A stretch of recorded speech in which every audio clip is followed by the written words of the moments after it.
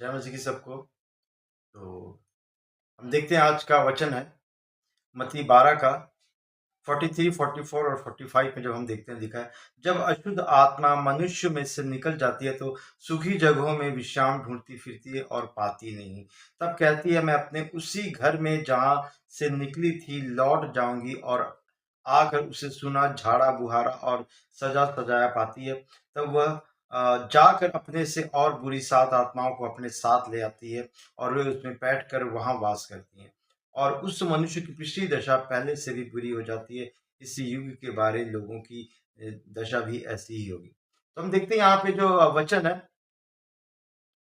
जब दुष्ट आत्मा के बारे में हम देखते हैं, दुष्ट आत्मा के बारे में यीशु मसीह यहाँ पे ऐसा बता रहे हैं कि सबसे पहले तो दुष्ट आत्माएं जो हैं वो मनुष्य के शरीर को अपना घर कहती है,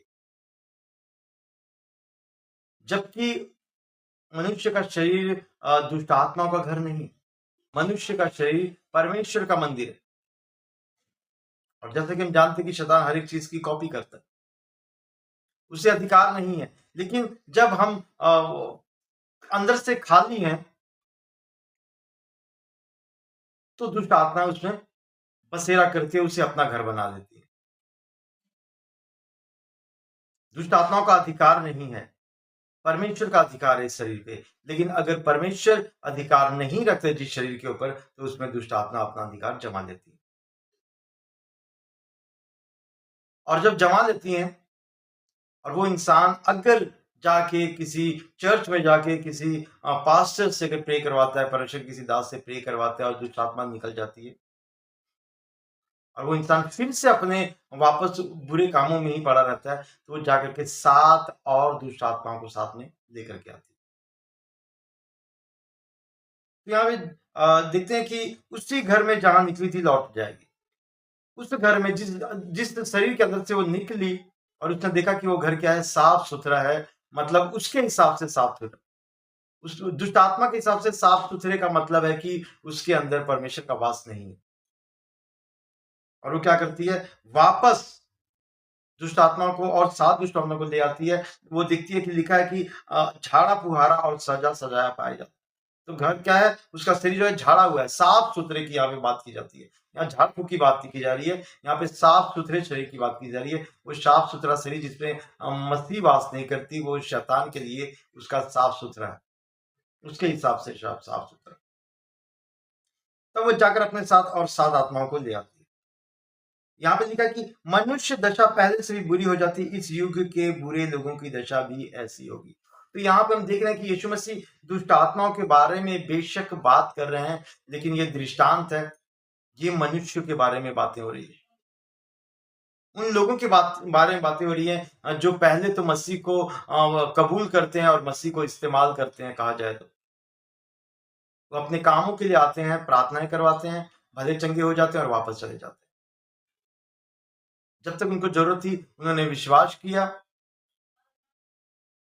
विश्वास नहीं कह सकते, सिर्फ उन्होंने प्रार्थना करवाई अपने फायदे के लिए, और जब अपना काम पूरा हो गया तो वापस चले गए। तो उनकी जो दशा है, दूसरी दशा जो पहले से भी बुरी हो जाती है।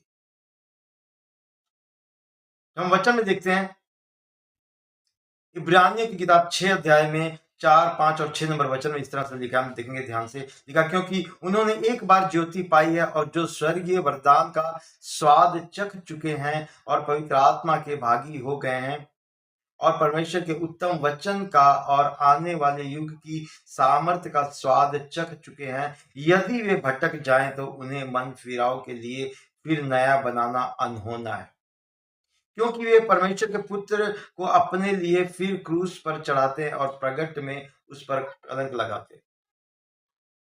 तो आज अगर हम मसीह में आके अपनी पुरानी बुराई को फिर से हम करते हैं, उसी पुरानी बुराइयों के ऊपर वापस हम फिर जाते हैं,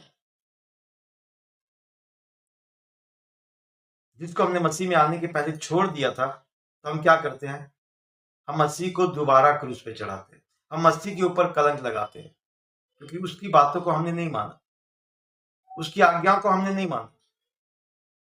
उसने हमने प्रेम सिखाया तो हमने प्रेम नहीं किया। उसने हमें हमें आज्ञा माननी सिखाई, हमें आज्ञा नहीं मानी।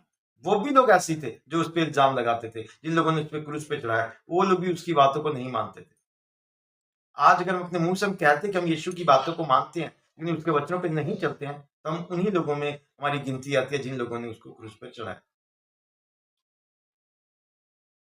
जब हम दूसरा पतरस 2 अध्याय के 20 नंबर वचन में देखते हैं, यहाँ ऐसा लिखा है, और जब वे प्रभु और उद्धारकर्ता यीशु मसीह की पहचान के द्वारा संसार की नाना प्रकार की अशुद्धता से बच निकले और फिर उनमें फंस कर रह गए, तो उनकी पिछली दशा पहले से भी बुरी हो गई। तो यहाँ पे वो सिर्फ दुष्ट आत्माओं की बातें नहीं हो रही है, यहाँ पे उन इंसानों की बातें हो रही हैं जिन्होंने यीशु को कबूल किया, अपनी बुराई को छोड़ा, और एक वक्त ऐसा है जब सब कुछ फिर से वो करना शुरू कर दिया। उन्होंने वही पुरानी चीजों को करना शुरू कर दिया, जिससे उनकी दशा क्या होगी, बहुत ज्यादा पहले से भी बदतर हो जाएगी, क्योंकि वो और नई बुराइयों को अपने अंदर लेके आ जाएगा। तो इसलिए उसका एक एक वचन ताया हुआ है, उसके वचनों पे चलने की जरूरत है। हमें हर एक तरह की मसीह में आने के बाद जो बुराइयों को हमने छोड़ दिया है, उससे हमें दूर रहने की जरूरत है। मैं आपको बता दूं, अगर उसके 10 वचनों से अगर आप 9 पे चलते हो और 1 पे अगर आप नहीं चलते हो, तो वो 9 भी किसी गिनती में नहीं आते। उसके हर एक वचनों पे चलने की जरूरत है। तब जाके हम उसके प्यारे बेटे, प्यारी बेटियां बन पाएंगे। वरना याद रखिए, हमारी दशा जो है वो पहले से भी बदतर हो जाएगी। तो यहाँ दुष्ट आत्माओं का एग्जाम्पल दिया गया है। तो क्या हम उस दुष्ट आत्मा की तरह हैं? हमें सोचने की जरूरत है, वचन पढ़ने की जरूरत है, और परमेश्वर से ये वायदा करने की जरूरत है कि हम उस दुष्ट आत्माओं की तरह नहीं, हम परमेश्वर के बेटे और बेटियां हैं, और हमें वचनों में बने रहने की जरूरत है। जय मसीह की सबको, खुदा इस वचन के द्वारा बहुत सी आशीष दे।